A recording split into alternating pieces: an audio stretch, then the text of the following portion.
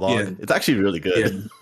yeah. Um, you should check. Did you listen to My Year in Mensa? Also by Loftus. It's very good. No. Oh, it's a four. It's just like a 4 episode, like four or 5 episode. It's like a podcast miniseries. Basically, Jamie Loftus, wow, drunk one night, signed up for the Mensa test, took it hungover the next day, passed it, wrote an article saying, "Good news, they let dumb sluts in Mensa," and the Mensa folk were not happy about it. So then she kind of just like, you know what? I'm gonna see what Mensa is, and I like went to their like yearly retreat that you can go to if you're a Mensa member.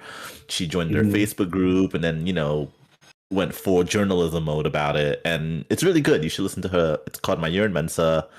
It's really just fascinating. Um, I'm a big Loftus fan, if you can't tell. Yeah, Um, you've mentioned it before. yeah, I've never listened to the Bechtel cast but I'm probably gonna check out Ghost Church next. 'Cause that seems interesting.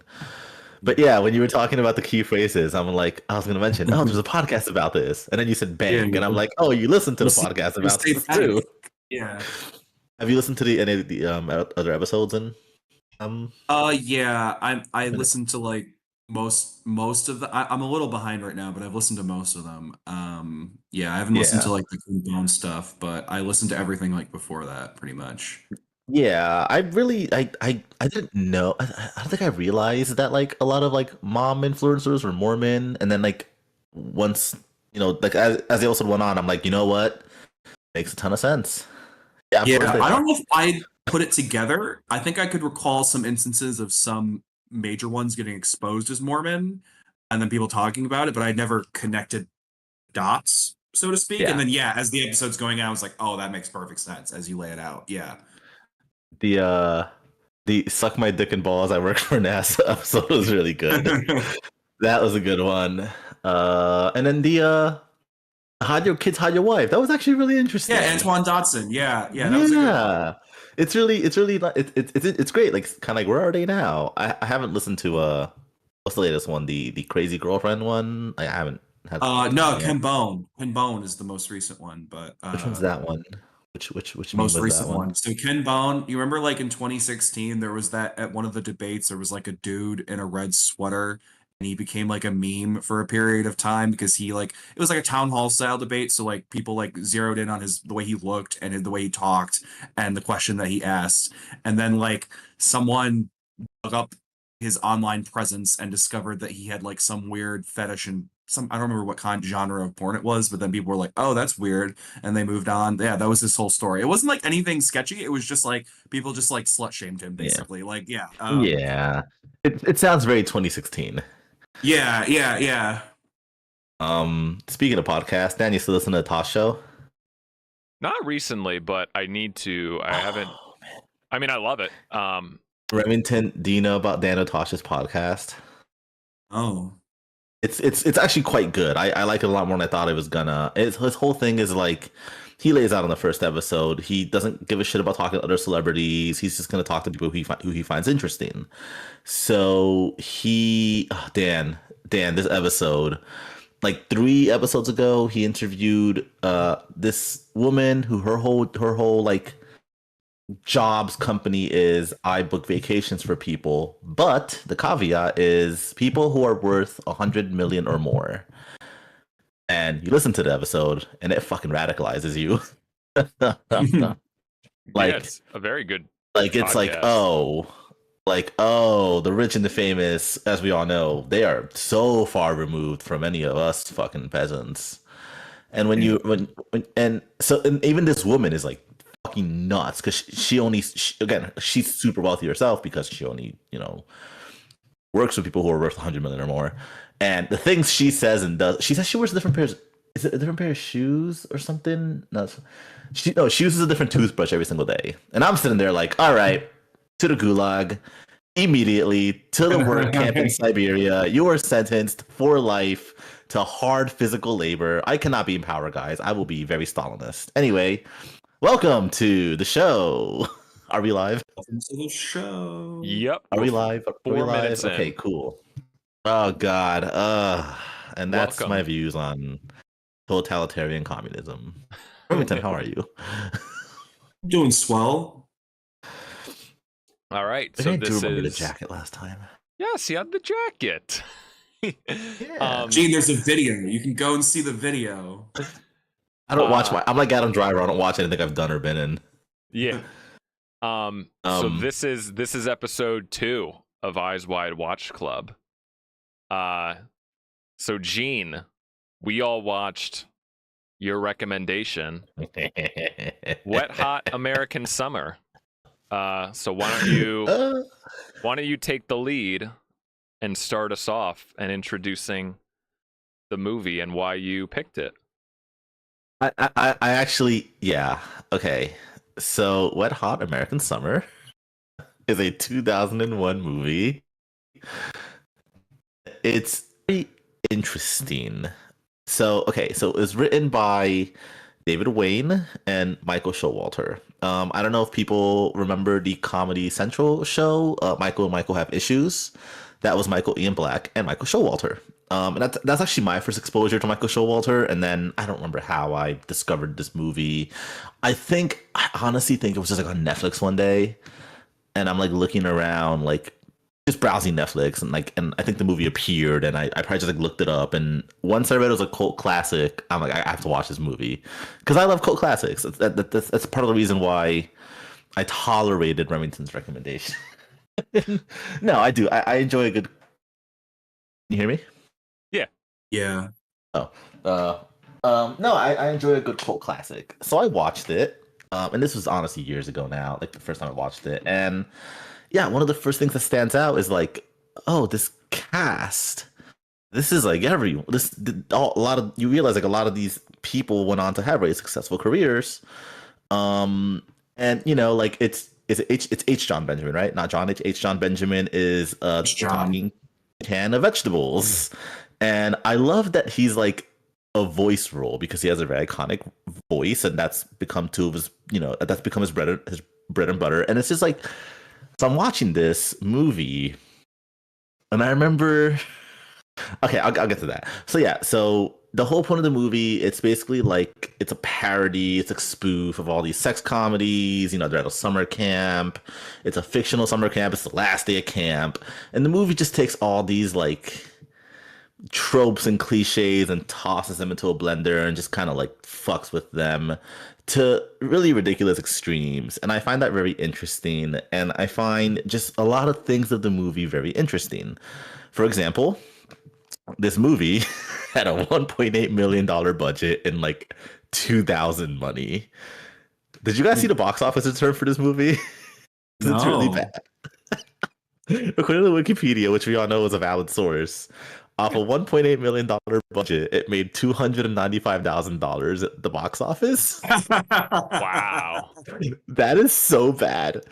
And then it got a sequel and series like 12 years later, which is insane. Like insane. And it in a way, like the movie and then the sequels exist at an interesting point in time where like Netflix funded the sequel and the prequel written by Michael Showalter.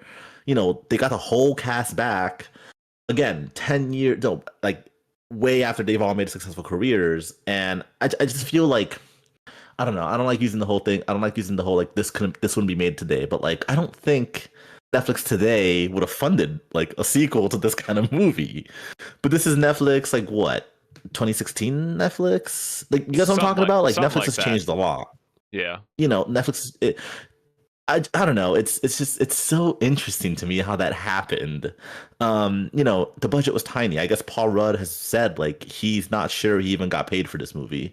Like the cast got paid nothing for it, and apparently quite literally nothing for some people. And the ones who did get paid, they got like very little money. Interesting tidbit about the production, like again, $2 million budget. I mean, apparently, yeah, it took 3 years to assemble the financing. And I can imagine these people who funded the movie were not happy. Yeah. And it's just like such an interesting product that like was just, you know, it didn't do well. I can't imagine many people like it. But then there's like freaks like me who are just like, it's charming, you know? Sure, yeah.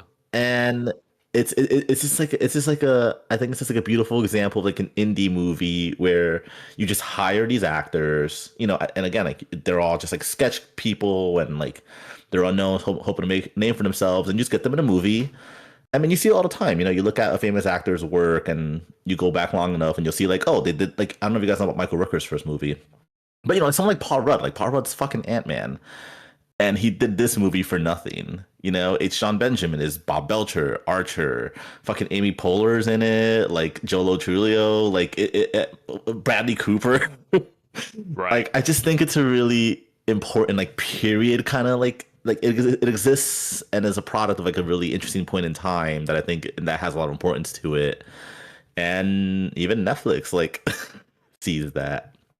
So that's why I wanted you guys to watch it, because not even because like it's a good movie, which I know it's not. I just find it as a very like interesting product of everything around it. Like, does that make sense?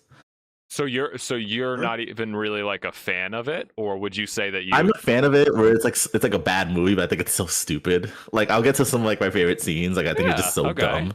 Okay. But like that's what, like, I'm a fan of like some scenes of just it's just like absurd. But like I'm also just like a huge fan of like just the circumstances around the movie and how it cost all this money to make. I mean, for $2 million, you can do a lot more. People in the past like. I mean, Dan, Skinamarink was like $1 million, and it was like, you know, arguably better than this. Like, you can do a lot with $2 million, Right. and laughing. No, I just said Dan? right. Yeah. Yeah, you can do a lot with, and I feel like you can make a lot more money back.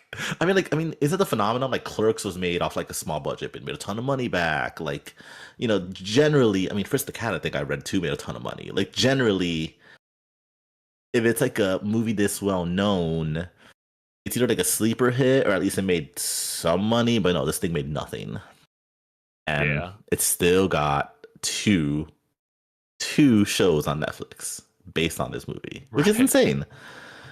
I need to hear your thoughts about this movie. So either of Remington, you, both of you, obviously. Remington, you've seen it before, right? Yes. So I saw it probably around the same time Gene did, based on like the timeline that he's describing. Yeah, no, Wait, because wait. basically Sorry. Did you both rewatch it for this, or are you both going off of Yeah. memory? Oh, okay. I rewatched it. Yeah, no, I rewatched it. Yeah. Okay. It's just like a movie just put on, you know, like you just put it on. Sorry. Okay, go ahead. Didn't mean to interrupt. No, so yeah, for the first time, as I was saying, I watched it, you know, whenever it was that Netflix picked it up, because they made those spin-offs or sequels, etc.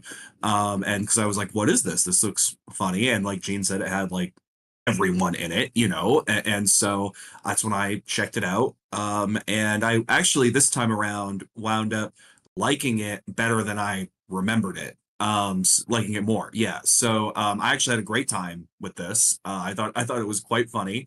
And I think the parody element of it actually really worked. There are some really stupid parody movies from the 2000s that are absolutely completely dog. And this, in my It made a opinion, lot more is money. not one of them. I thought this was like quite clever. I don't think it overstayed its welcome. You know, a tight 97 minutes. I thought that, Yeah. you know, for something that's playing with all the little tropes that it does, it's pretty good. And yeah, I got to see a Bradley Cooper in his feature film debut take it up the butt. So there you go. Oh yeah. Surprisingly progressive. For 2001, sure. So you're positive? I am positive. Yes, I had a great time rewatching this. When Gene said it, I was like, "Why are you cursing me to this? I don't need to see this again." And then I watched it, and I had a blast. Yes, so there we go. do. Did you watch it with anyone or just by yourself? I watched it by myself. But yeah, I got a big laugh out of like the first scene where they like wake up and they're like, "Guys, it's morning. We have to get back." And like everyone is like running across the campground to their respective cabins, and then like the camp director's just like, "Well, you guys are all in trouble," and just keeps sipping her coffee, like powerless to do anything. Yeah. It's So quick, like a lot of the scenes gave me a lot of like Dazed and Confused vibes, and apparently that was actually on purpose. So I always found that really interesting. Yeah. Oh, Dan? that makes sense. Yeah. Yeah. That was like by design. Yeah, this is my first time seeing it. I actually do have a story. I do remember when I used to work at a bank. I remember like my branch manager who he we would always talk about like movie. He was a nerd, and we would talk about movies. And he mentioned Wet Hot American Summer one time, and I was like, oh yeah, I've never seen it. And he did the thing where he was like, you've never seen Wet Hot American Summer? How could you say you're into movies? Like he did that thing. So like I was like, oh god. And I was like, okay. And you guys know how I feel about a lot of comedies. Like comedies are typically pretty hard for me to enjoy because comedy is such a difficult thing, especially when you're trying to, appeal to a broad audience. Like everyone has such different specific tastes of comedy. I'm surprised how much I didn't hate this movie. I thought I was gonna not like it at all. I thought I was gonna hate it. I don't know why. But no, I didn't really hate it. I'm kind of neutral on it. Maybe to a little positive.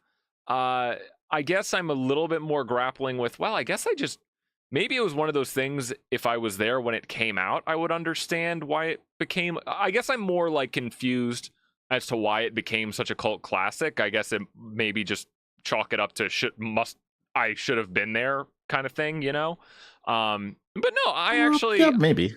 I actually did find some bits pretty funny. But yeah, I was trying to pinpoint, like, because now when you see a lot of comedies, like I went on that whole rant, like when you see a comedy movie poster with like Seth Rogen on it, like the brand of comedy you're getting. Like you kind of know what to expect. So with this, I was trying to pinpoint like what tone of comedy are they kind of coming from? And I never saw the show that you were referring to, Gene. I have heard of it.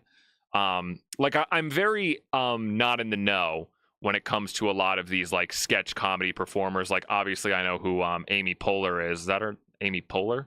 Yeah, I know who Amy Poehler. I know who Amy Poehler is. Like, I'm familiar, and I was like, is this going for like more of like an SNL sketch comedy? And then I was like, well, it's a little bit edgier. And then I was like, well, no, this does feel more like I would almost feel like comparing it to more like a Happy Madison production, where it's a little bit more absurdist. I actually learned something very interesting because, again, I'm kind of not really in on the whole comedy ecosystem, and sketch comedy is like a big sphere that I'm not really tuned in on. Maybe that's why this has such a cult following, because so many of these people, like we said, there are a lot of them where this is so early in their careers, and it's a big notable thing that a lot of them went on to do a lot of bigger things.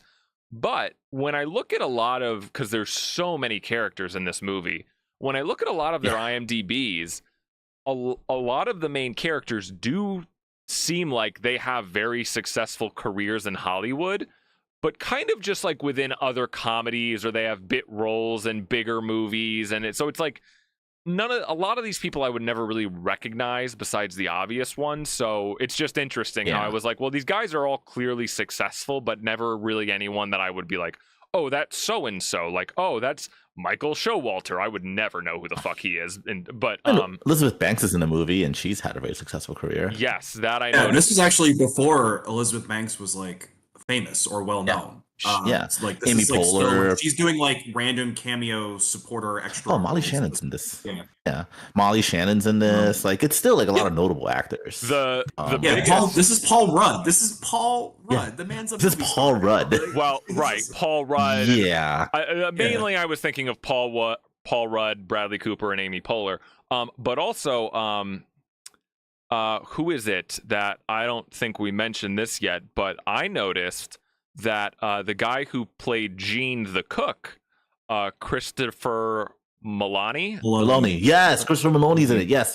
He is Yes. the No, he is exactly. the star of like one of the biggest Law and Order Yes. spin-offs. Oh, or everyone whatever. knows who Christopher Maloney is. Yeah, no, it's And it's you a would have really known who he interesting was cast. at that time because SVU Yes. was going on at this time. Was already out. Yeah. Oh, he was. Oh, he Yeah. was, or it was. Okay. Yes. Yeah. SVU started in 1999, dude. Yeah. See, I knew of it. I didn't, but I'm not like I don't watch the show. Same thing with David Hyde Pierce. This is like the later part of Frasier's run, but Frasier's still going on and is like a big cultural thing.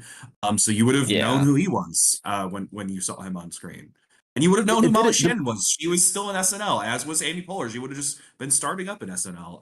So The movie did a good job of having like the older cast still be like notable people. Like, Yeah. you know, the younger cast are like at that point they were like, you know, they were fresh to the scene, but you're like, oh, okay, Christopher Maloney, like Remington said, you'd recognize like, oh, there's David Hyde Pierce, Maloney, like, okay, yeah, I recognize some of these people. But like you said, this is Bradley Cooper's first ever role, and you know, you're watching this movie and you're like, that man, he has an Oscar, right?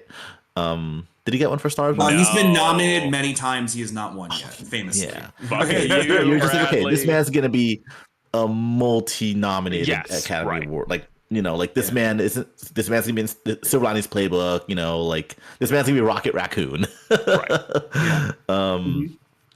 What was I gonna say? Dan reminded me of something. Oh, Dan, you're talking about sketch comedy.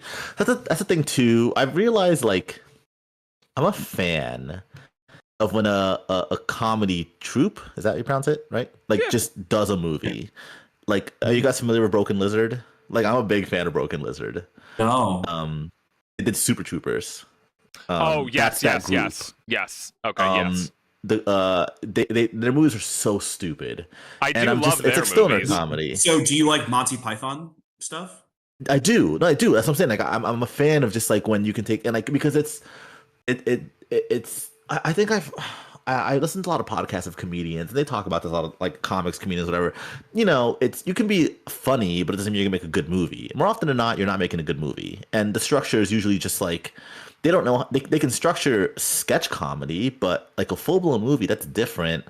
And more often than not, movies just become like you could break this movie down into a bunch of different sketches. And there's like 5 different plots going on. And I feel the same way about Super Troopers and like, you know, a lot of these things are just like that's just the nature of the game. And I'm just like a huge fan of that for some reason. I don't know why, it just appeals to me. And so that Dan, like you were talking about, like so the sketch group is called The State. And that was Michael Ian Black, Michael Showalter, Joe Lo Truglio, Ken Marino, like David Wayne. You know, they're in the movie. They wrote the movie, directed it. It's the same thing. Like it's in the footsteps of Monty Python. It's the stuff that Broken Lizard would do later on. Like it's just, you know, it's a long tradition of like, yeah, we do comedy and someone's gonna fund our movie. Cool.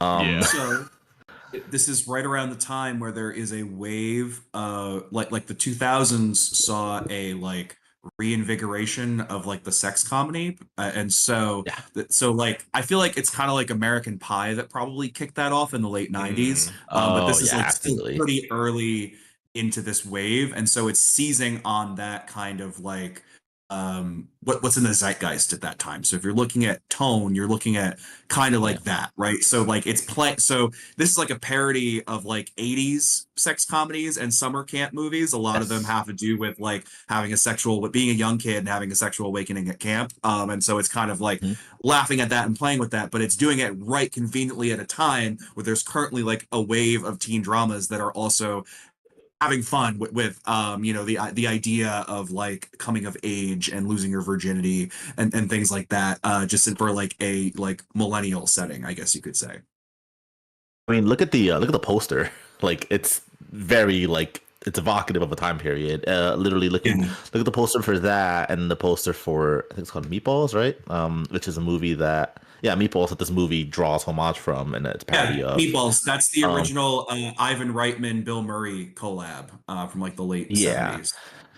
I was just curious who distributed this. It's USA Films. And kind of looking at what they've done. So Downton Abbey, the movie, Coraline, Brokeback Mountain, Burn After Reading, which I fucking love. Have you guys seen Burn After Reading? Oh, of course. Oh, I have no. have you seen it, Remy? Oh, Remington, you need to watch I'm Furniture Lady. underversed in It's the so Coen good. brothers. Oh, Remington, I love that movie so much. I'm gonna bring it up one day again. So it's seen like what the distribution has done. Paranorman, it's a great movie. Black Klansman, Eternal Sunshine of the Spotless Mind, Moonrise Kingdom, which I also love dearly. So USA seems to kind of just like release a lot of like, I don't know. I feel like things that other studios maybe wouldn't want to do. So I don't know. Interesting. So okay, I want to talk about just like, I think the scene that like, I mean, there's a few scenes that did it for me, but I always think about the scene with the baseball game. Like it's like Showalter's cat Coop. He's trying to rile them up. Like, all right, we're gonna play like the cross camp, like the other camp rivals. And I just love how there's just like no one wants to do it, and he's like, oh no, okay, like all right, yeah. Trite, So is what the kid said, and then he walks up to the bus. He's what like, does he say? The kids are feeling it. The kid says it seems trite, and then he walks up to the rival camp's bus. And he's like, yeah, man, the kids aren't feeling it. They think it seems trite. And they're like, oh, no problem, man. They just go. They just turn around and leave.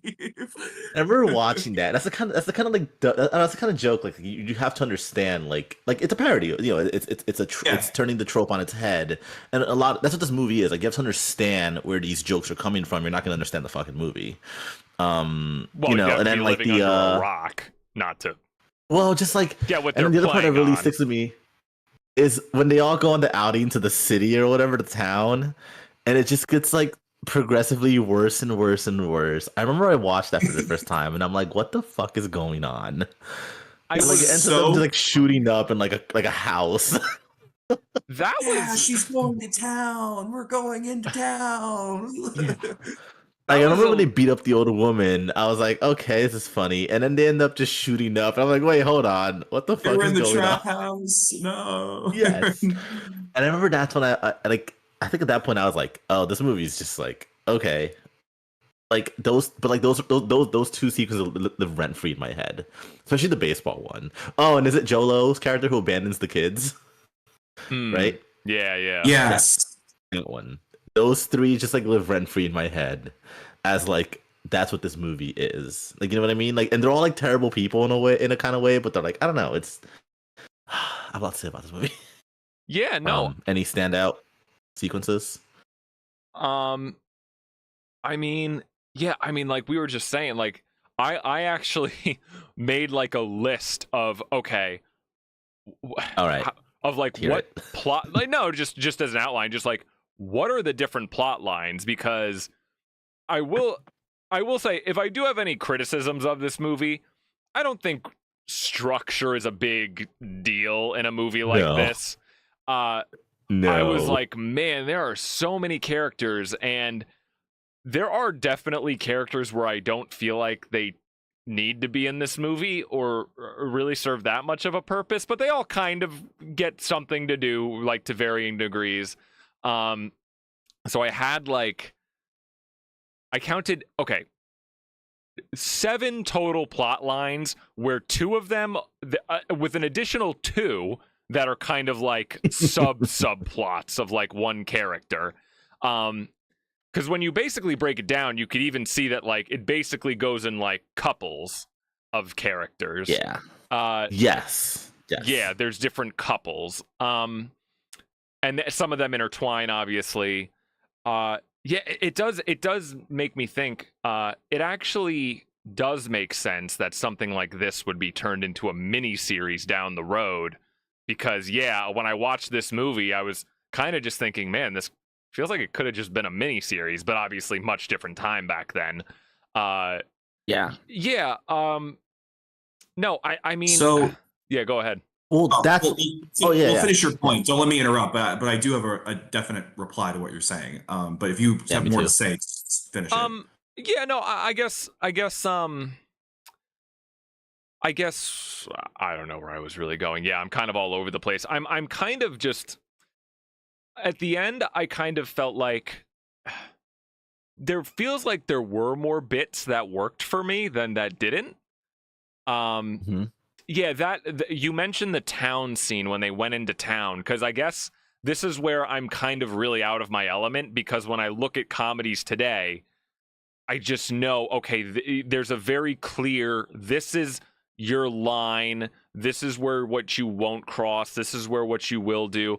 And then that scene in the town seems something kind of more outside of what they were doing. Outside of, it felt a little bit like Step Brothers territory, which I think this movie does have a lot of like tonal similarities in, with the absurdist or exaggerationist nature of it.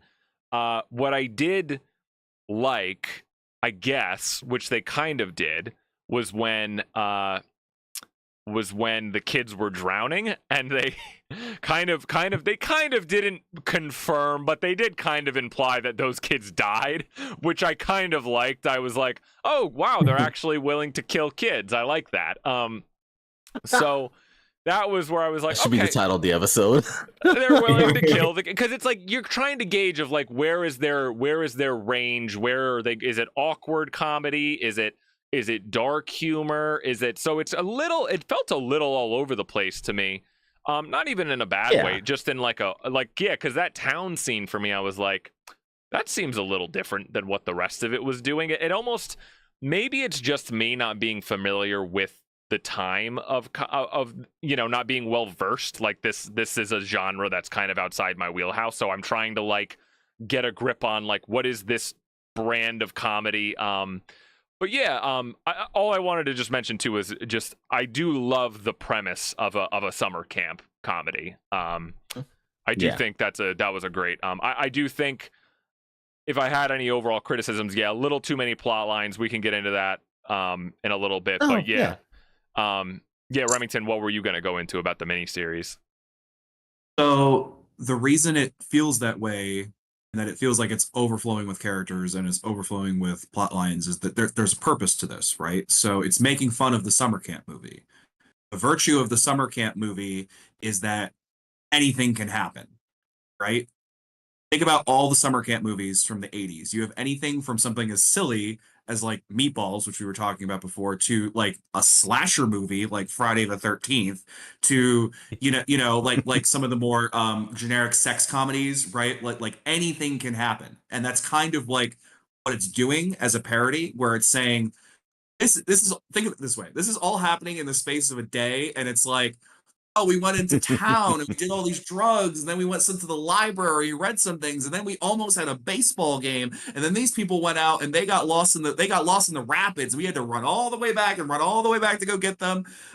It's saying that it's mocking the form of the movie, because in the genre, it's taking advantage of the fact that like the beauty of the summer camp is you can take these people out of their comfort zones, like where they're from, and then just throw them into a complete blank slate situation where anything can happen. You can do anything to them. You can make this premise really work for you. It can be escapist, it can be terrifying, it can be beautiful, it can be upsetting.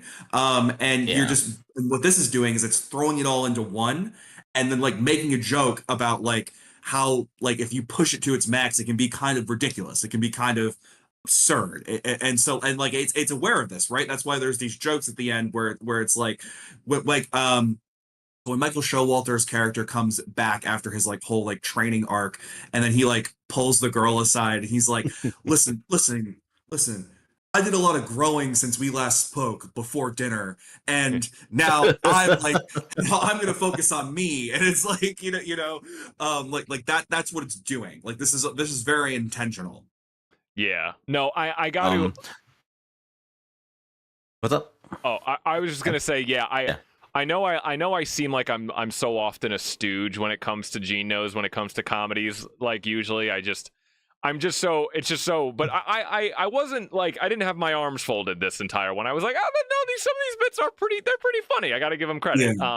Yeah. So I wasn't like a total stick in the mud for this entire thing. But yeah, no, that makes a lot of sense. Yeah, just playing. But see, that's a perfect example. I don't even know what Meatballs is. It's Remington knows about it more, but it's a summer camp movie from 1979 apparently. Not actually the 80s, but still. Yeah. So Dan, how you were saying how there's a lot going on, and Remington said like there's a purpose to it, and Dan, so Wiki breaks it down into like 6 plots, but like how you like how Remington was saying too, like the movie's taking advantage of like anything can happen, so we're just gonna have everything happen on this and like that's part of the absurdity of it. Of like, there's no way this can all happen in one day. Right. But I you mean, know, what's up? Yeah, no, I mean they're very efficient with what they get done in an hour and a half. Yeah, but you know, so it's taking all these scenarios. Like it's the we're gonna have the baseball game, and then we're having the drama kids are putting on the big talent show, and and yeah, at the same time, like 3 of the plots are just someone else have sex with somebody else, which is super summer camp anyway, and like, you know, teen, like, you know, movie. But then you also have like the piece of the Skylab's gonna like crush the camp and blow it up or something. Like, so it gets real absurdist. So like, you know, so it's pulling from like all these different things, but it still brings up like what is it? Marino's character is like, his whole thing is like, yeah, I've had sex, but he's a virgin. Like, so it's just pulling from all these things, you know, from like the most cliche, like Coop's whole plot is he likes the girl, to the science kids discovered that this thing is gonna crush the camp. Like, it's so dumb. And you know, and like that's just how it is. It's just like it's a parody. You got it's a parody. But it's also a homage.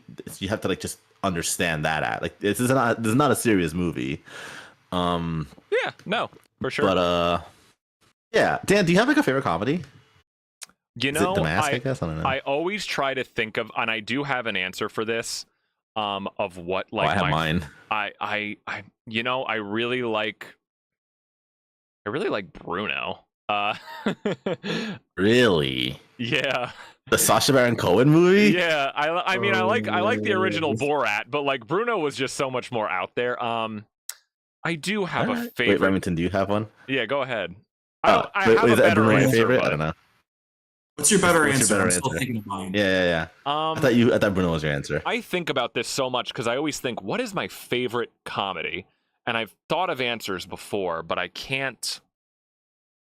You know, I want to know because like how you keep saying like, I guess it's not like your favorite, but you're also not like a Scrooge when it comes to it. So I'm like, wait, what is Dan's like favorite? Like, so what is your favorite comedy? Like, you know, I remember like, what hits everything for you. I really tend to like. I'm trying to think of just maybe not even straight up comedies. I love Jennifer's Body, the Megan Fox movie. I think that is hilarious. A comedy? Does that count as a horror comedy? All right. It's a horror spoof comedy.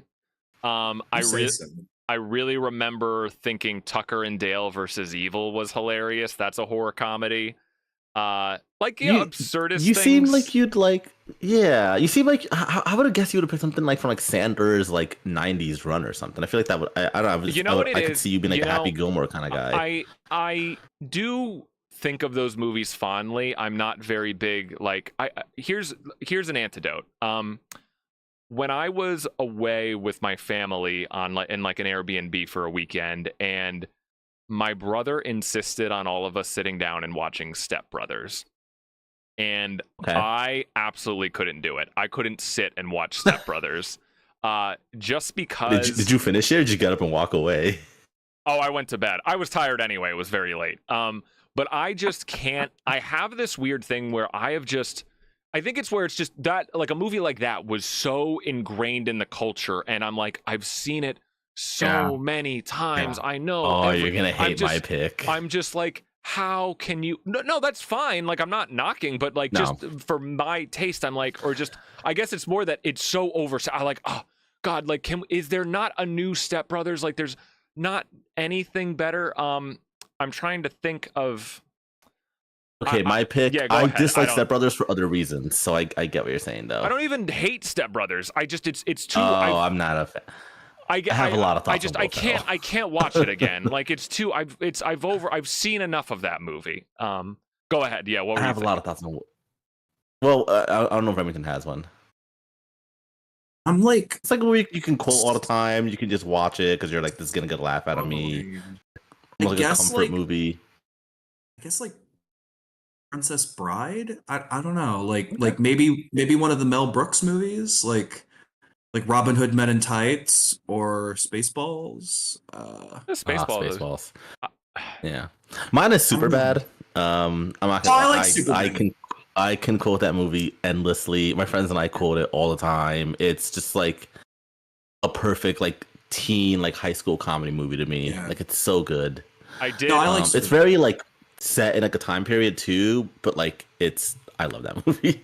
I did think of an answer that I think of. Maybe I don't know if this would consider this my favorite comedy, but it is something that comes to mind. Is okay. This is a comedy movie that I genuinely think is hilarious. I do genuinely tear up laughing when I watch the Austin Powers movies. Okay. When I see Remington made a face. when I see Fat Bastard, it's so stupid. I laugh so hard. I do love the Austin Powers movies. I will. So that's my thing. I don't. And again, like it's not even that dissimilar from the tone of like Step Brothers or like a parody. I don't know. Yeah. But they're very, but they exist in like a very specific time. I get it. Yeah, I do love the Austin Powers movies. That'll be my answer. For sure. Yeah. So I was just curious about like what your comedies are like then, like what you like for comedy, because I mean this is like again like this movie is not a good movie. I will acknowledge that. And, it wasn't well received. But I think it's just like I just find that as a very interesting like piece of like media and importance and like film. That's really what it is to me. I guess in a lot of ways, what Fritz the Cat was Remington. Like we talked about this last time too. Like it's an important movie in a lot of ways. It exists. It's a product of its time, and it's a good. Like we talked about this too. Like the movie is very topical for its time. Not that this movie is topical, but I think it's just like an interesting product of its time. I mean, how Remy said like. American Pie launched this zeitgeist. This movie was kind of a result of that as well. And this comedy troupe kind of took advantage of that. And I mean, that extends all the way up to Super Troopers as well. Like these movies are very much like they were financed because they just happened to be made around the time that they were made, Yeah.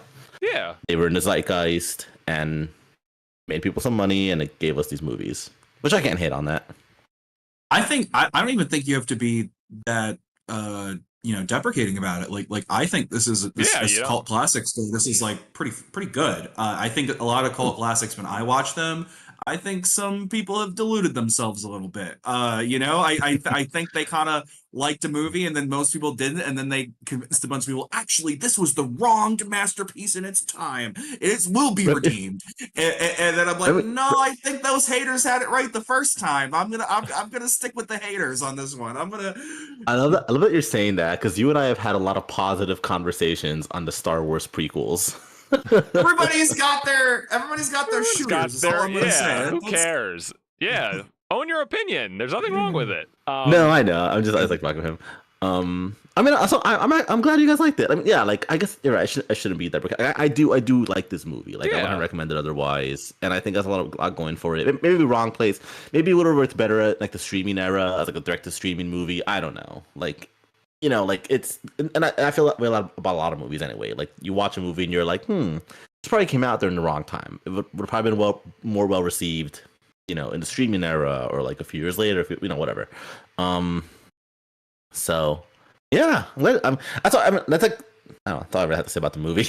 Do you guys? I really enjoyed it. I'm glad you guys enjoyed it. Do you guys have any favorite plot lines? I'm just.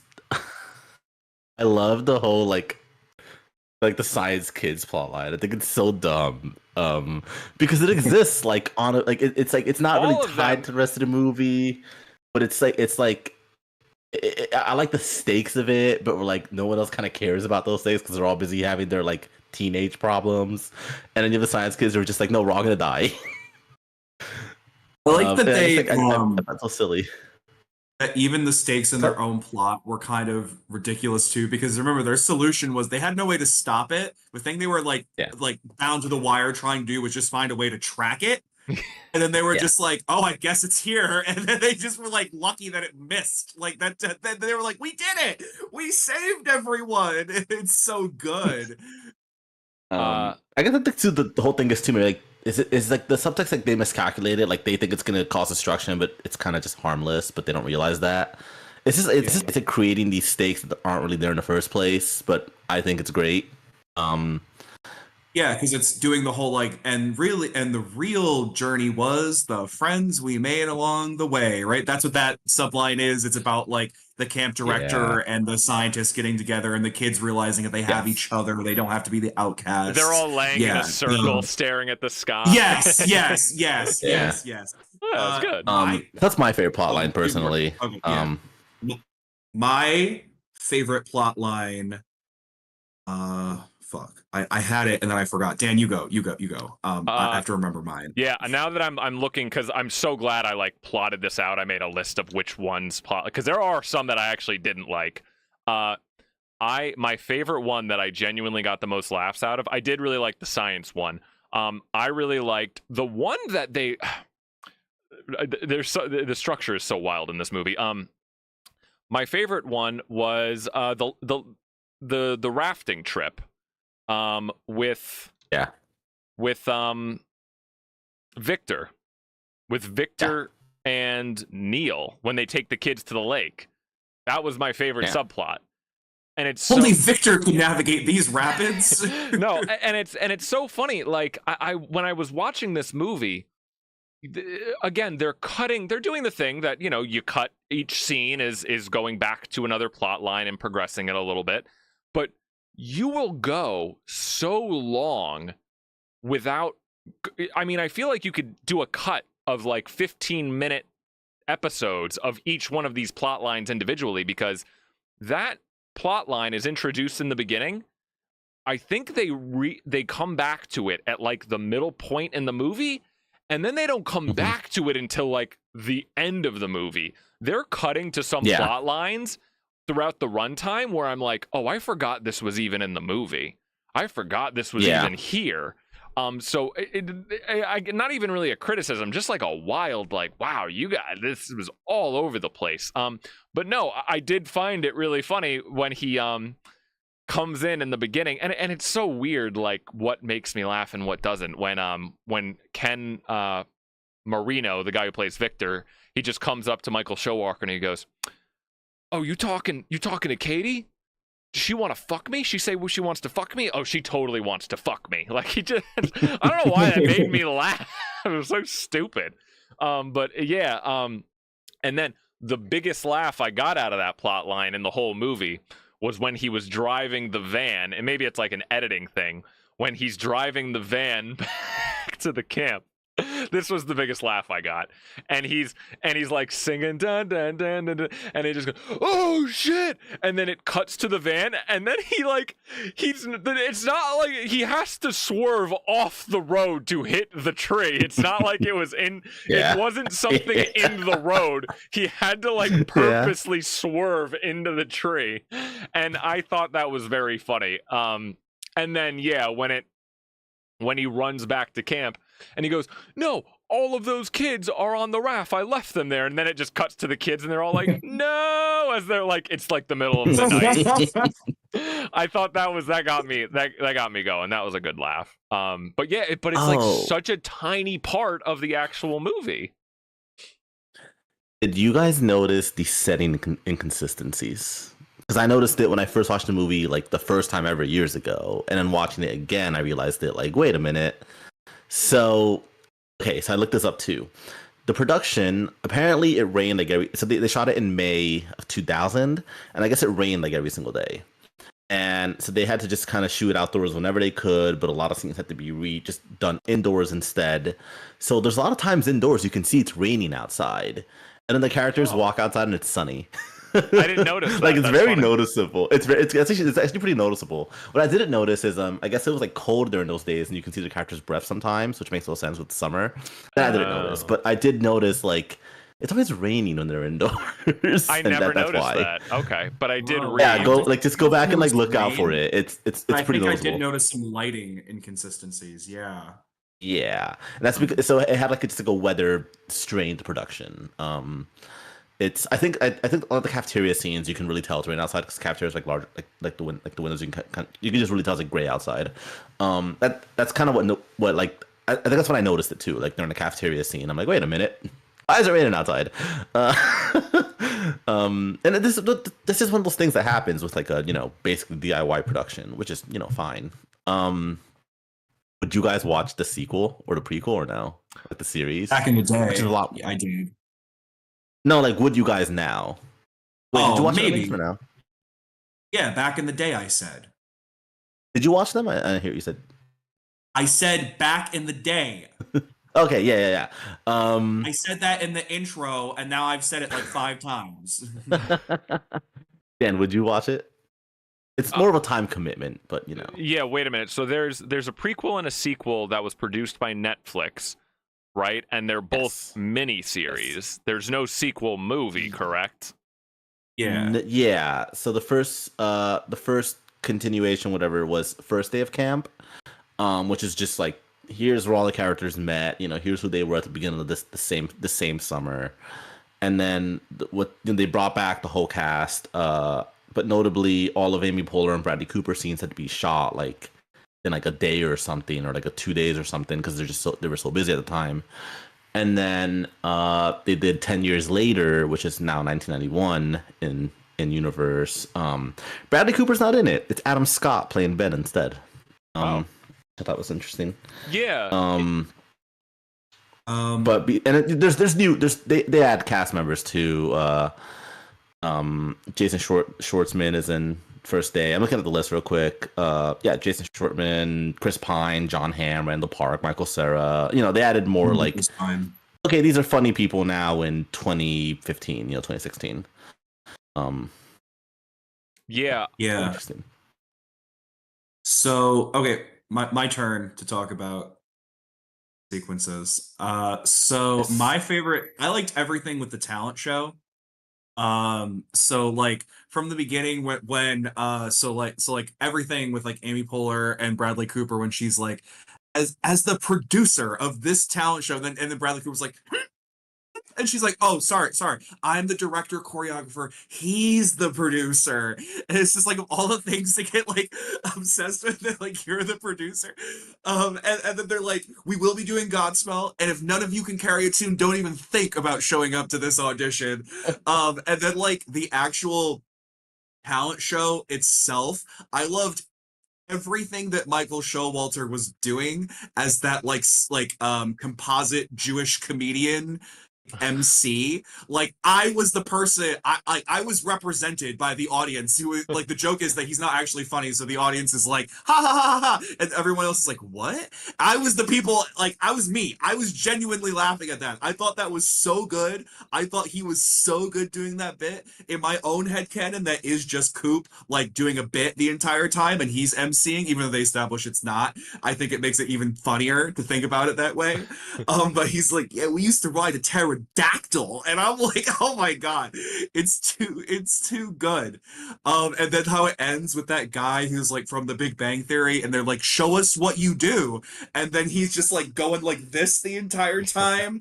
And like of course that coincides with the crash, so everything's shaking. Like I love all of that. When they actually perform the song from Godspell, and it's like so moving and good, and then it ends with them being like, you suck. Oh, that's funny. Yeah, the theater kid in Remington. I was gonna say, yeah, that's the theater kid in you. It was too good. I forgot that it's someone from Big Bang Theory is in that scene. I don't think I noticed it either. Like I don't think I clocked it like during the rewatch either. Yeah, it just went down a whole star for me. No, just kidding. You probably should. Yeah. Oh, you guys are haters. I have a few plot lines that I didn't find funny at all. And again, maybe this is just due to, you know, they're throwing so many bits in there. You know, you're trying to do so much, not all of them are gonna land. Ironically enough, the person who I found the least funny in this whole movie was Paul Rudd. I almost found Paul Rudd annoying in this movie. Because he's doing the thing where he's the douchey abusive boyfriend, right? Or like kind of not really the bully character. He needed to like define that character more. But again, he got so little screen time really, or much to do. I mean, no, he was in it, but like I feel like he didn't do much. So maybe like when the camp director Beth tells him to go and do something, and he has like that long drawn out response where he's like, and he like throws a little tantrum and like throws his tray in the or like she's like pick it up or something, and do you know what I'm talking about? I just Mhm. I didn't Yeah. find any. Clearly, it was like improvised, and I'm like, no, that didn't work. And then I don't know, everything with him fell flat for me. If he was more committed to being like an over the top bully or douchebag, I think it would have worked better. But I didn't feel, and maybe I don't even know how, I don't know how much of that is his fault or how much is just improvising or what, or just he didn't get a lot to do. He was like kind of the weakest link for me. Yeah, so I got more disinterested from him. That's more like disinterested instead of like he has like this weird smile when he delivers those lines that I found kind of annoying, where he's like, like I can't even do it right, but that I did not like, and the only time I got a laugh out of him was when he would like take the kids who witnessed him like fucking up and like getting a kid killed. He would take those kids and they'd be like, "Where are we going?" And he'd be like, "Oh, secret pizza party," and then he like tosses them out of his van in the middle of the woods. That was funny. That was funny, a good time. Yeah, no, I definitely agree with that. I mean, he is doing like an archetype in 80s movies. He's kind of like the social reject, alienated youth, outcast kid. Like think of how like in Breakfast Club, what's his name's character? The one who's like, I want to be an Air Force. Yeah, he's like running around the school. Yeah, I forget the actor's name. Judd Nelson. There we go. His character. So that's kind of what he's doing. I agree it doesn't always work. I didn't always find it funny, usually. Yeah, that was interesting. Other one I didn't find funny at all was the one bit that I actually thought was interesting that they did this. The one plot line in the movie that doesn't connect to anything else was Molly Shannon in the craft room. That one plot line does not interact with the entire movie at all. They're in that craft room for the entire movie. I got the bit after the first one that, the kid is like therapying her. Every time it cut back to that plot line, I was like, this isn't, I get it. No, I get it. Yeah, I felt the same way. Like basically, even like the first time I watched this movie, I felt the same way for all her scenes. I was like, I'd lose interest. Because it's funny you say that, because I felt that the cook's plot is also kind of like similar, like kind of detached from everybody else, but I was a little more engaged with it. Yeah, he comes into play a little bit more. Yeah, because he like helps Coop later on get over his stuff. But no, I see what you're saying with Molly Shannon. It is a little repetitive, so it's like it's funny a little bit, and then it's just kind of like, okay, whatever. I do cringe still at the ending when it ends with them like her and the kid like getting engaged. Like that's like, ugh, I don't like that. That's like that edgy 2000s thing I don't love. You beat me to it, but I was gonna say I did like how it ended. It's so I don't like that. Well, we could talk about this at the end, but all of the plot lines wrapped up, I did find them all very funny. There's another scene where when Victor gets back to the talent show and the for lack of a better term, she's the slut character, Abby. She's making out with one of the kids in the Moose. I was like, not to be like, oh, you can't do that anymore, but that's like crossing a line where I was like, that's funny. I mean, I kind of wish they did more with the radio announcer kid. Me too.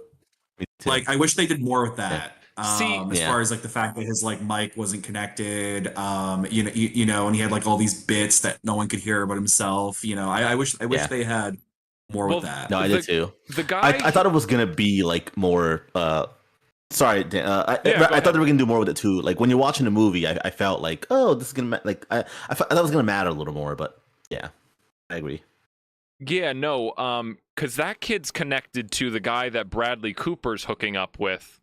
What the fuck is his name? Yeah, like, McKinley. but that guy didn't real. What is his name? McKinley. McKinley. He didn't really have anything to do except for be Bradley Cooper's lover and be the guy who's in charge of the radio kid. So there's like little like Elizabeth Banks, her only part is that she's the girl that Paul Rudd is cheating with, which is fine. Like it's not a real plot line. This may Well, sound yeah, because just is that they're like older kids, so they're like former campers who are now old enough to be able to start volunteering there. oh right, yeah. And so yeah, that's like the gist of it. So it's kind of like imagine you and like 10 people that you've known since you were a kid, like your summer jobs, where you kind of have a lot of autonomy and can do whatever as long as you meet your like basic responsibilities. And that's kind of like what the gist is, because people are hooking up, people are sneaking off, people are slacking off on their jobs. Like that's where the comedy comes in here. That's the ingredients that we're playing. Yeah, with. yeah. That's kind of what it is. That's why they're like, I've hooked up with every girl here, and she's the last one I haven't hooked up with. And it's like, oh, I haven't hooked up with him, and I'm all about sex this year, like you know. So that's like you have to put yourself in the mindset of like a 16-year-old. You Right. know what I mean? Like, or an 18-year-old. Yeah. No, that makes Dan, sense. have you watched Dazed and Confused? I have. Me, no, I've been meaning to. Oh yeah, it's just this movie does pull a lot from it. That's apparently that's all design. This movie, Dazed and Confused, has a lot of characters in it, and that's kind of where they got this. Yeah, same from thing as with well. Nashville. Nashville is Yeah. another inspiration in that, where it has like a lot of characters and intersecting plot lines. No, I do want to see more Linklater movies. And Dazed and Confused is one of his big ones. Before trilogy, right? Yeah, he did the Is that him? Before trilogy. Yeah. He did Hitman, which came out recently, which Dan didn't like, but I liked. Yeah, and he did Boyhood, if you remember that from like a decade ago. Yeah. Yeah. Yeah. You guys are. No, you can go, Dan. You guys are not gonna like this. I didn't find the Gene the cook plot line funny. What? Huh. I didn't. Yeah, I'm find surprised. It's like one of the best bits. See, Yeah, the whole I really thing, like- I'm gonna go smear mud on my ass. That's like lived See- rent free in my head for like years. Like, you know what that reminded me of? See, in theory, the crazy like war veteran character should be for me. Oh, you're not a fan? You're No, not a fan? that should be something that I would find funny. Oh, But it's yeah. like but the whole like, okay, he went to Nam, and then what becomes of that is I have dick cream in the fridge. That wasn't funny. I'm gonna hump the fridge. That wasn't That's funny such to me. I'm surprised that it sounds it's very It's a like Adult Swim to parody me, of and I feel like 80s you like movies, Dan. That It's a parody of 80s movies, I- right? So in 80s movies, because it's trying to give voice to Gen X, right? Gen X is the baby boomers are the original villains of Gen X. Gen X are the first ones that fought the boomers, right? Like if So he, there's always some baby boomer who fought in Vietnam in those movies being like a total dick. And that's what this is. That's why he's kind of hollow and he's like ridiculous and absurd. He's like, I should have never been to Nam, but I was there in Nam, boy. Like that's like his whole shtick. if he kind of like started like if he started giving like Yeah. really radical like political opinions and started like rattling off these like facts of like you know or just saying things about like, oh, like the president, or like just started, I don't know, it was just kind of, I was in Nam and now I'm crazy. I just didn't really, that didn't hit with me. Because it's mocking, because also in the 80s is when there was, because we were undergoing like a right-wing cultural shift, there was a wave of like pro-veteran content from the Vietnam War saying Right. like, oh, we were mean to these people, so we should be nice to them now. And so it's also poking fun at like oh, we need to be sympathetic to the veteran. It's like, no, actually, he's kind of an asshole. This particular type of archetype of person. No, he's kind of a dick. Yeah, the draft sucked, but that doesn't mean you get to treat me like shit. I'm just a 16-year-old kid, dude. Like, come on, Right. what are we saying here? You sound insane, and he does sound insane. So that's kind of what it's doing. And you can decide whether that's in good taste or not. But that's what it's making fun of. Sure. Yeah, as Remington said, like, yeah, I feel like it's the like, oh, there's always like one wacky like person, like there's always a wacky character, and oh, he's this time it's the cook. It's like, usually the cook. It's the Yeah. wacky That's- character. Yeah. It kind of reminded me of like Dane Cook in like those waiting movies. Do you remember those like straight like those Comedy Central movies?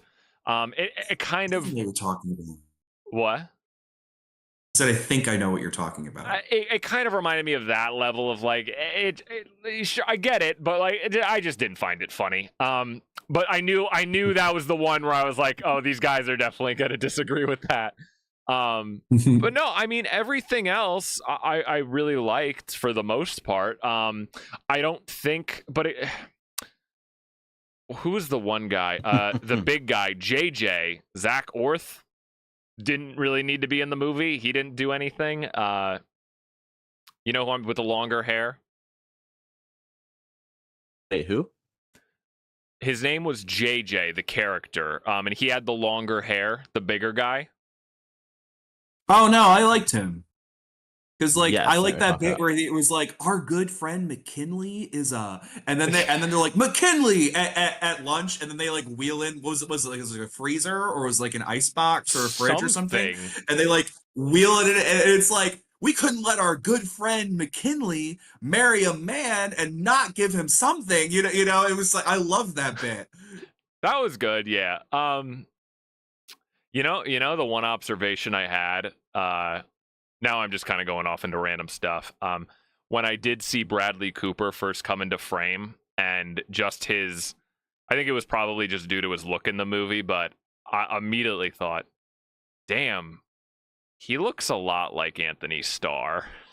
I'm I can see it. so glad Bradley Cooper didn't get casted as Homelander. I don't think he was ever up for it, but I get what No, you're but saying. I could see an alternate universe where Bradley Cooper would be They have Homelander. very similar faces. I could see him Yes, doing those okay. faces, and I was like, I'm glad that, because I don't know, it's just funny. He just looked like Anthony Starr to me. I can see it. I can see But- it. Yeah. Now that I'm picturing Bradley Cooper, and to me, Bradley Cooper's just forever the way he looked in Silver Linings Playbook. So I'm just picturing exactly that. Yeah. Yeah. It's good. Cool. I'm trying to think any other. Yeah. We got the talent show. Oh, no. What else? Paul Rudd, Victor. Yeah, we already went over Beth. The director. She's actually the top billed in the movie. I would say Michael Showalter is basically the main character. No, he is. Yeah, Coop's like the protagonist, but like in a way. But wait, really? Beth got top billing? I think so. Yeah, because Janine Garofalo, I might be butchering her yeah. last name, but she was like a pretty bankable star in the 90s. So they probably wanted to like showcase her a lot, Yeah, I would argue she's Yeah. probably the second lead. Yeah. Yeah. I meant to watch the trailer for this. I always like to go back and watch trailers for movies, and I didn't get a chance to watch this trailer. Just to see what was presented. I did just find funny that I don't even know if you guys know this, but Michael Showalter, maybe it's just him in this movie, or maybe just this is how he talks. Something about the way he speaks and the way I love it. his I think mouth, it's so good. the way his mouth is, the way he pronunciates words. Do you guys know who Casey Neistat is? No. Name sounds really familiar. He's Name like sounds really familiar. He's like one of the biggest YouTubers. He's like a vlogger, but he's so big. But he kind of sounds and talks exactly like Michael Showalter. The way he pronunciates words and kind of the way his mouth moves is so on point. It kept reminding me of Casey Neistat. But anyway, Send it in the chat. Send it in the chat. I'm curious now. I'll send it later. Yeah. Yeah, because I'm gonna forget it, but send it, please. No. Yeah. I love I love the way I love the way he talks. I don't know. It's something that sticks with me a lot. I love in the beginning his line when he talks to Katie. Very funny, like just awkward things. She's like, "I'm gonna find you a woman," and then he's like, "Okay, well, I guess." And like the way his hands are like in his sleeves. Yeah. Well, I guess I'll cancel that order of onions and Lindenberger cheese I had for lunch today. Haha. And then she walks. Actually, pretty good, Dan. She walks away, and he goes, "I want you inside me." And then she goes, and he goes, "Oh, hey, what's up?" that It's works. like so like, it's like it's a fun like parody of just like the awkward like nerdy like kid in a way, but like I think what does it is like him saying like I want he like I think like the way his voice like his performance really makes it like come off like not creepy but just kind of like it's funny, you know? Yeah.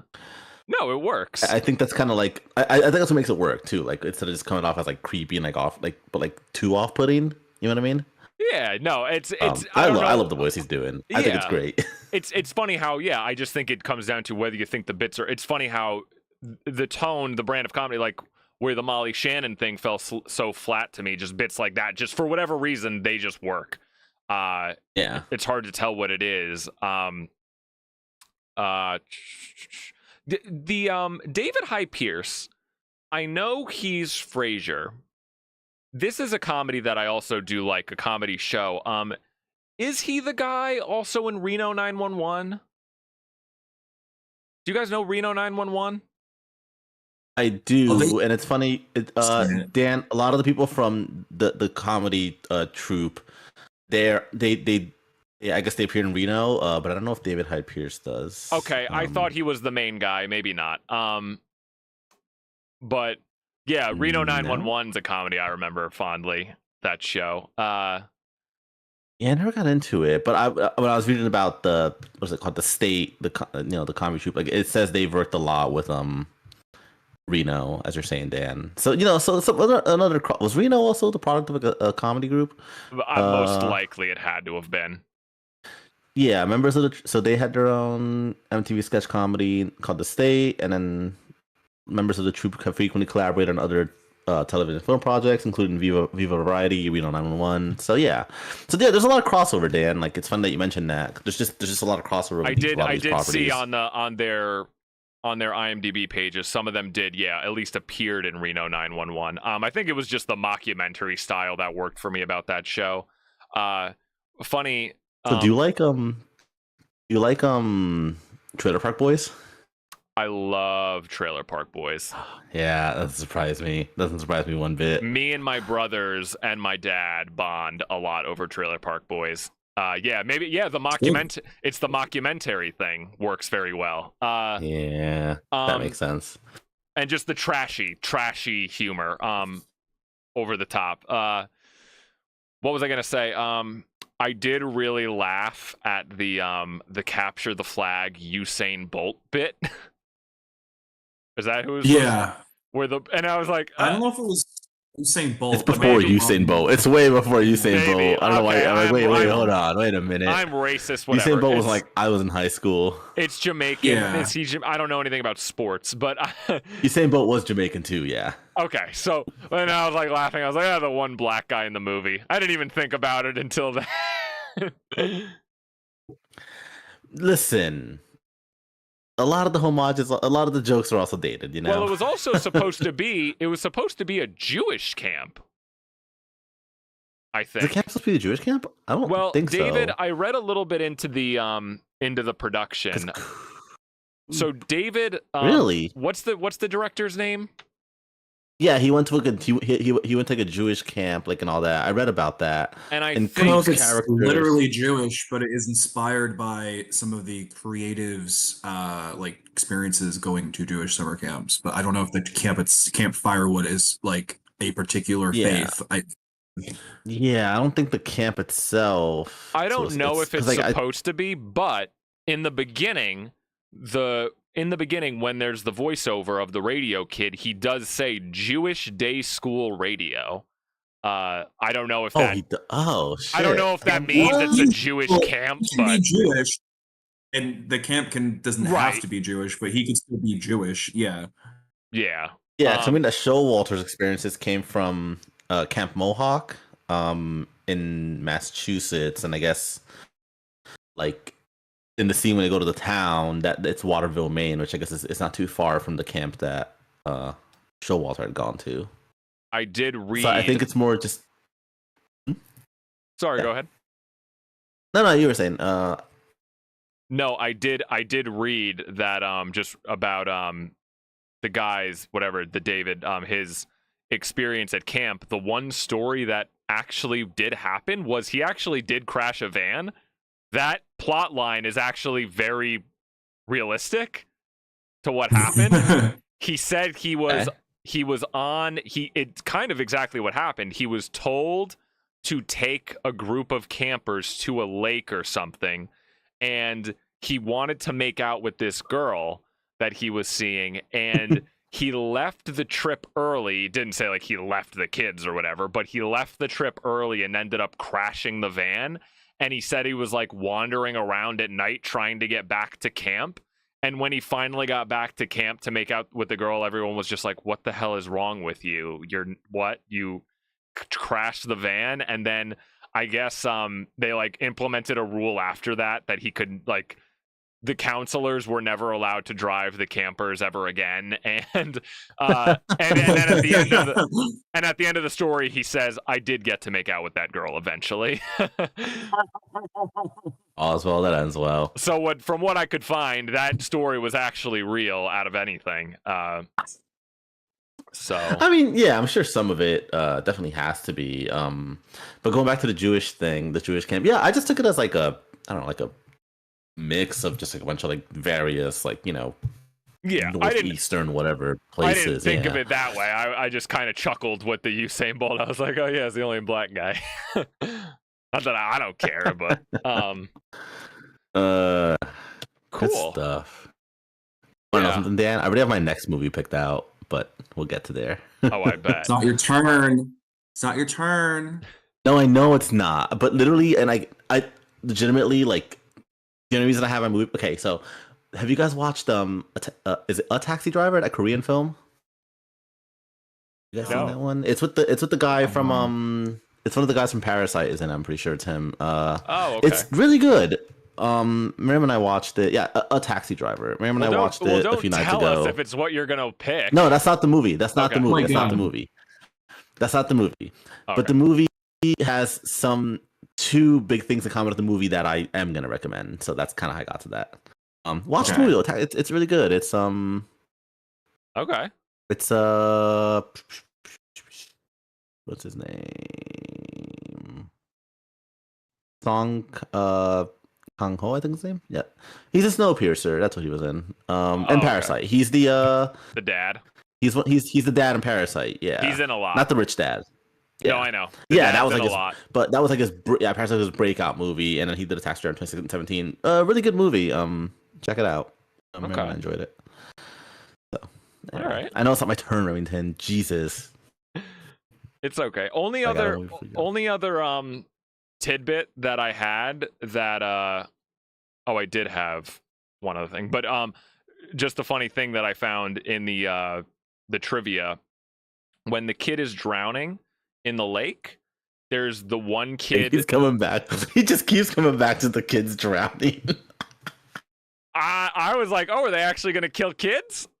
But no, there's the one other kid that's kind of hanging on the dock saying, hey man, that's your job, to Paul Walter. He's not the kid that's drowning. He says something to Paul Walter. I mean, Paul Walter. Paul whatever, Rudd. Paul Rudd.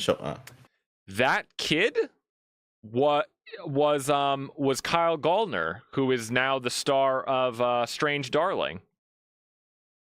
Oh shit. Oh, He's Look at that. that was his Is that? first that was his first on-screen appearance as a child.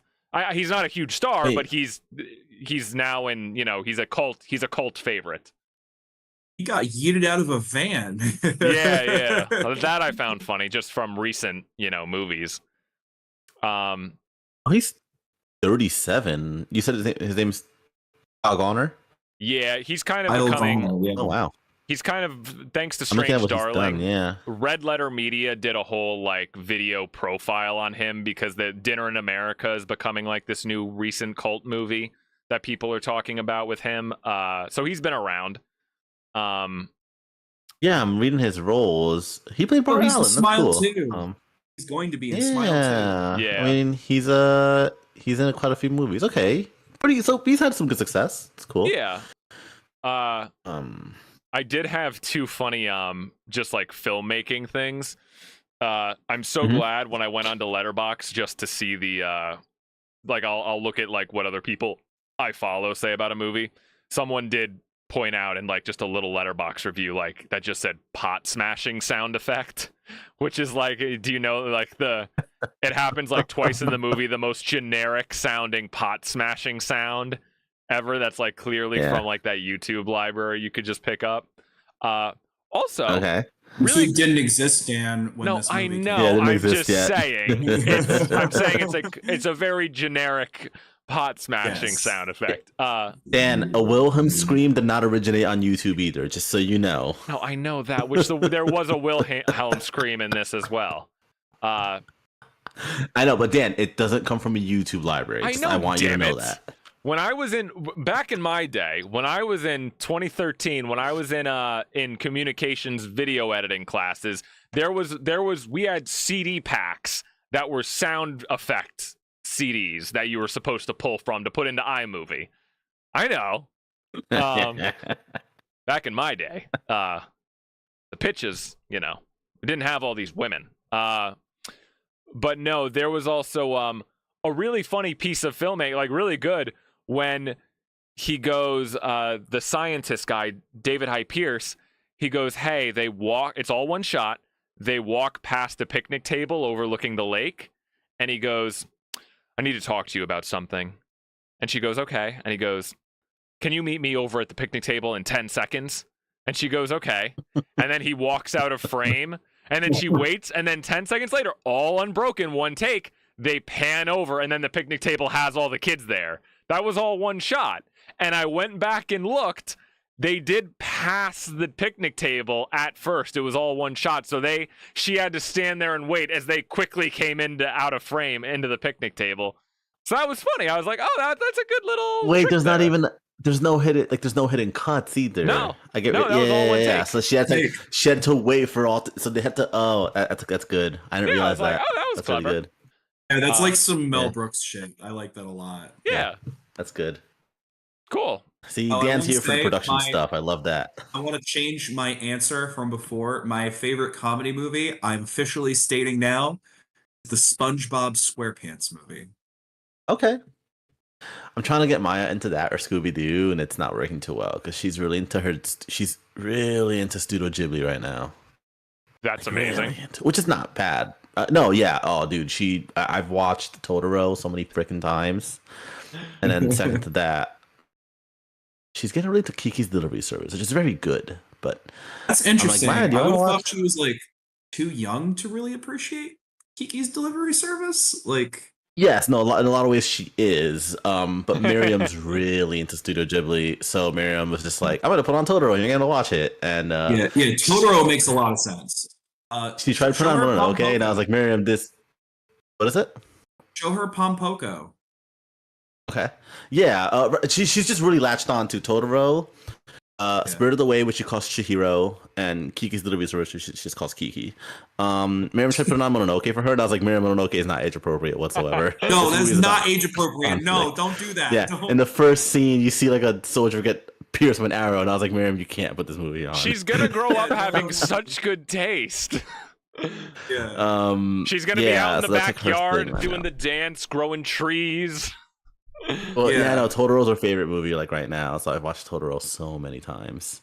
You realize it's funny you watching it, you're like, huh, There's no antagonist in this movie. That's interesting. It's just a slice of life as a movie.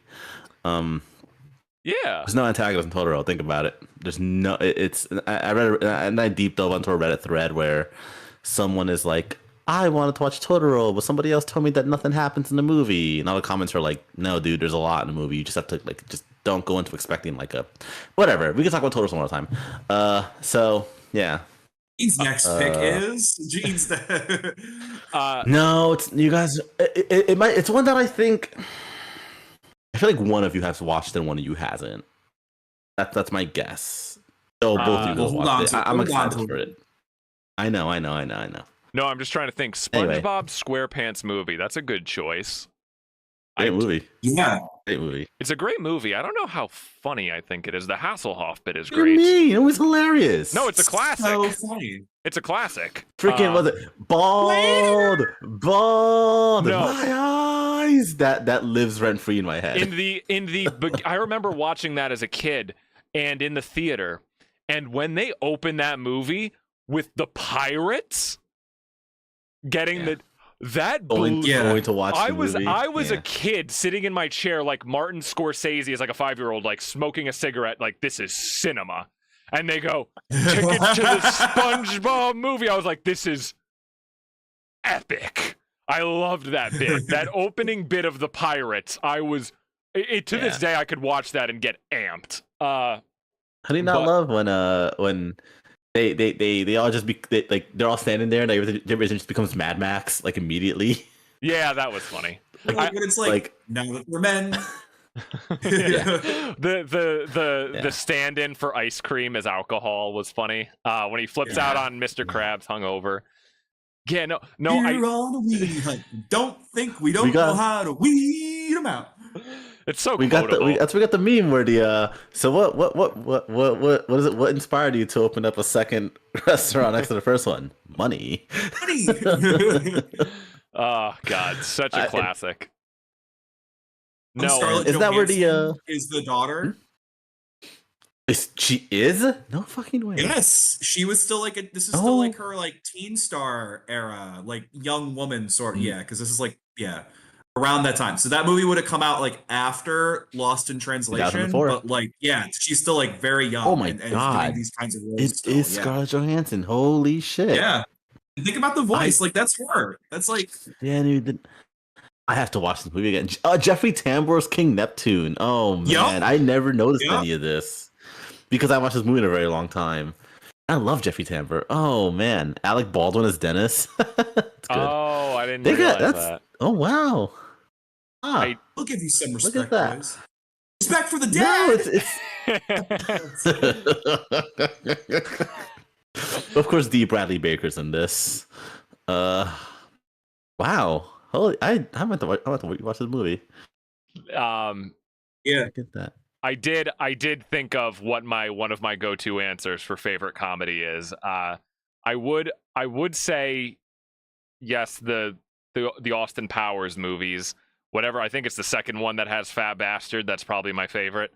And- What is it? That I think that's it's the the second Spy Who one. Shagged Me. Yeah. Yeah, not the Yeah. Beyonce one. Yeah.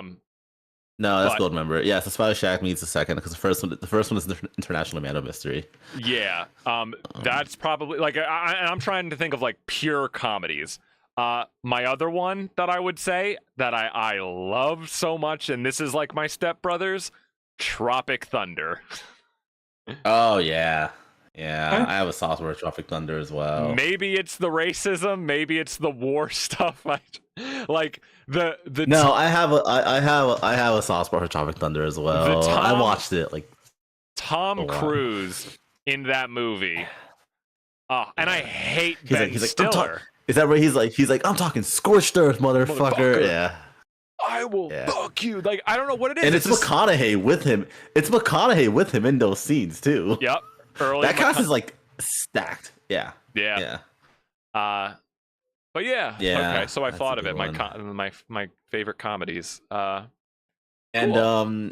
if you guys so there was this great podcast. It was just people ripping the audio commentary from like DVDs, and it was a podcast. So I listened to the Tropic Thunder commentary, And yes, as he says in the movie, he doesn't break character till he's done the DVD commentary. So in the movie, he's still in character as his black character. And then as they're watching the movie and they get to the part where he stops being like the black character and it goes back to being the Australian guy, in the commentary, he switches back to RDJ. It's fucking incredible. Oh, that's so for most of great. the movies, it's Ben Stiller. It's Ben Stiller, Jack Black, and RDJ. It's just Ben Stiller and Jack Black, and then Robert Downey Jr.'s blackface character. It's insane. That's so funny. It's so good. Also, DVD commentaries work so good as podcasts. Wait, yeah, you got to send me that podcast. Oh, it was fucking. It was copyrighted into fucking oblivion. Are you kidding me? I looked for it a while back. I can probably find. You can probably find it on YouTube. I'll find it. Okay, I'm gonna text you about because that. I listened to a ton of commentary. Once I found that podcast, a lot of good ones. Okay, So, cool. So yeah, what's your movie? This is a good commentary. Wait, are we doing a star rating? Did we do a star rating for Fist the Cat? Did we do a stars? I don't remember. Yeah. Let's Did go with we- what's the ratings? For me, I'm gonna give this a 4 out of 5. Oh, I think shit. that's what we- Okay. Shit, I'm not even giving it that high of a rating. Dan, I'm kind of around I'm kind of around a 5 out of 10. Pretty neutral. out of 10. Are we doing out of 10? Are we doing out of? I do out of 5 personally. All right, so I would do This- a 2.5 out of 5. Okay. Okay. I do a 3 out of 5. Have you guys thought about like your own personal like what your stars mean? Because I have. I don't really put too much weight into So it. I was like between a 3.5 and a 4 because I did actually like it. Whereas like 3 and less is leaning towards me not liking it. So No, yeah. exactly. For me, like 1 is like garbage, like dog shit. Just did not Yeah. like it. Yeah. 2 for me is like I didn't like it, but there were some parts I did enjoy, like maybe like a performance or a theme, or like enough of it was like okay, whatever. 3 is generally good for me. Like yeah, okay, it's good. 4 is great. 5 is like fucking perfect for me. Like for me, a 5-star movie is like Hot Fuzz. I fucking love Hot Fuzz. It's like a perfect movie to me. Alien, Grand Budapest Hotel. Those are like 5 stars to me. Yeah.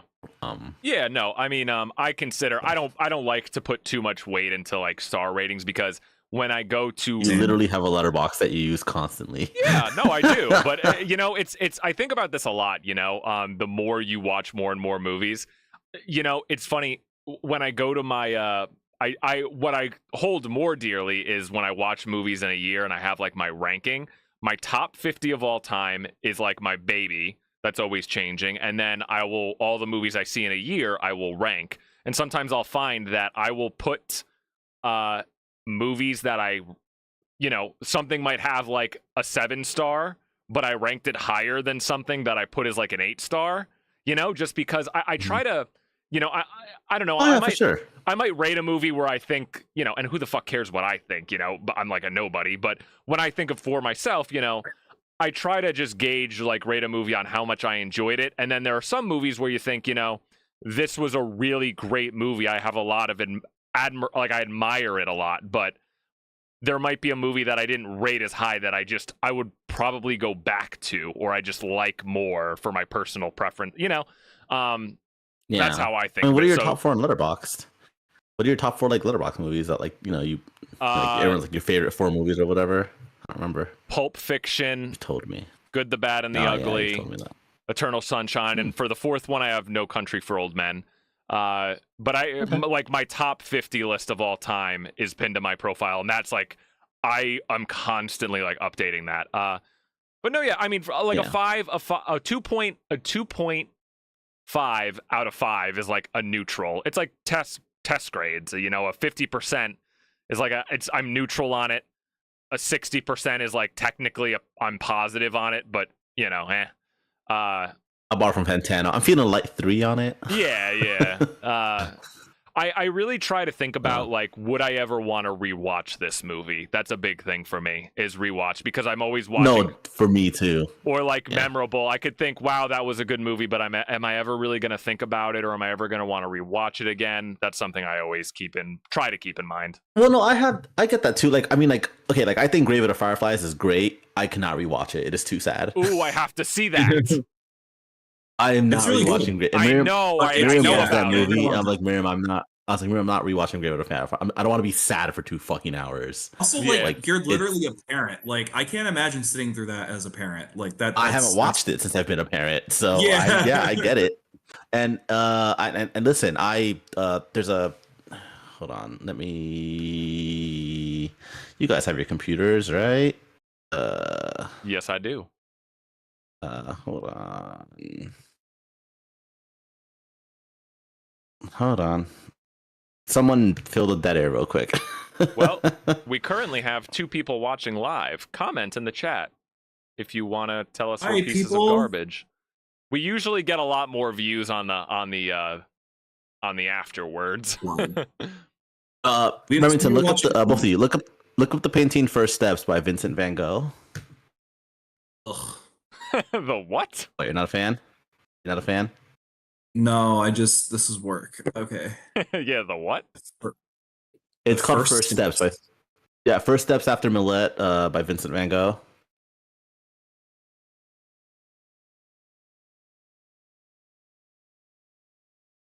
You see it? Yeah, I see it.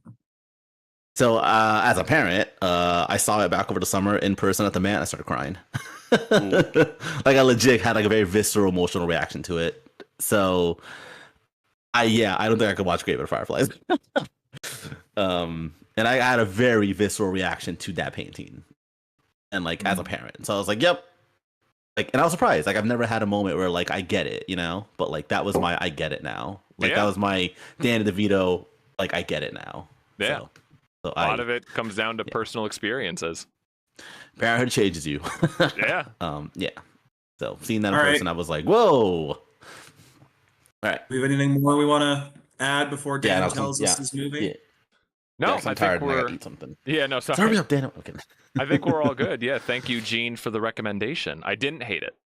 I'm positive. So yeah, I'm gonna try to recommend a lot of the movies that I'm gonna probably recommend are things that I haven't seen before. But Okay. things that I probably, at least think are worth talking about or going to, usually they're going to be movies I've heard good things about. I don't really have any necessarily bad movies on my. So you haven't watched this one? No, I clarify. haven't. I haven't seen this one. There's a chance Remington has seen it. I hope not. The one thing I will only preface about this is I have been told that this is great, but you don't look up anything about it before you watch it. That is a big thing about this movie I've heard. So I don't even think I've really watched the full trailer. So that's a big thing. Don't look anything up about it before you see it. Okay. I'm going to go with the apparently very fun and critically acclaimed 2017's One Cut of the Dead. Ooh. Have you seen that's it? A good Wait, one. one? Yes. Fuck. Don't I'm a know little this one. dismayed because I don't want to do another comedy. Is it a However, I comedy? respect your. It's basically a comedy. Yeah, it's horror comedy, but it's a comedy. I will respect the choice. I can It's pick a another solid one. movie. No, it's a solid movie, and you said it out loud, so Okay. I'm locked- I'm locked in. But going on record, I will not be making a comedy when it's my turn in Yes, December. please. Yeah. No, I have a lot of other different things. But no, Yeah. I have a whole The private list. Japanese independent zombie. Okay, I can rent this then, right? Just Yes. I'm reading about it. Like I it's don't on want to read too Shudder. much about it. Dad. I watched it on Shudder Ah. like a year or two ago. Okay. Okay. Cool. Free trial. Yeah. Okay. I'm looking. Yeah. So YouTube Prime. Okay. Yeah. It's a solid movie. I can- It's Yeah. a solid movie. So I just wanted to watch that. I don't know how much good conversation will come out of it, or deep it is, but it just sounded like a really fun movie, and I wanted to cross it off my now watch I'm- list. Now I'm so excited for Remington to not be a comedy. Remington, I can promise you too, my next one is not a comedy. I mean, I don't have, yeah. I don't, okay. Cool. Only other thing, I just have to mention, we probably next month should do the third Tuesday of November. Well, That- why isn't did we? isn't that switch like- to Tuesdays? isn't that like 'Cause it's Thanksgiving? Thursday. What? Why did we Wait, what? switch to Tuesdays? Because it was a Thursday the first time, and then we tried to do it on. Was it a Thursday the first time? It was literally a Thursday. Oh, Why did we do it on a Thursday on Tuesday? I this thought time, it was Dan? a Tuesday. Oh, if you go back in the chat, you said every second Thursday, and we literally recorded on a Thursday. Oh, well, fuck me. I'm sorry. Alright. I didn't know. All right, only because It's I looked. okay. Oh, because I looked back and I was like, or I looked at the calendar and I was like, oh, the second Tuesday of next month is the election. So okay, we'll do- God. We'll do the Thursday. No. We'll do the I can't- Thursday. yeah. We'll do the Thursday, the second Thursday of next month. How's that sound? Okay, the 14th. The 14th. The 14th. 14th. Okay. That'll give us You can do that. time to sober up after the election, and the election results will be firm by that point. Good call, Danny. Yo, Good call. yo. I Oh. can't wait for the election results to not be ready by midnight, and every idiot is gonna be like, "Well, that means it's stolen again." That's what it means, right? Oh, they'll call it while we're live streaming, and then we'll get all the hits. Yeah. I'll be like, it was stolen. yeah. I didn't Yeah. realize fucking Stole it right Thanksgiving from is out a of his fucking hands. That. All right. Okay, so 14th, right? Sounds good. All right, cool. Sounds good. Thank you so much, guys. A great conversation as always. I always love getting these times of month to just catch up and whatever. Mhm. I'm For sure. like so tired. So like and subscribe. All right. I will see you guys later. Thank you so Hey, much. are we still live or now? Wait a We're minute. still live? I will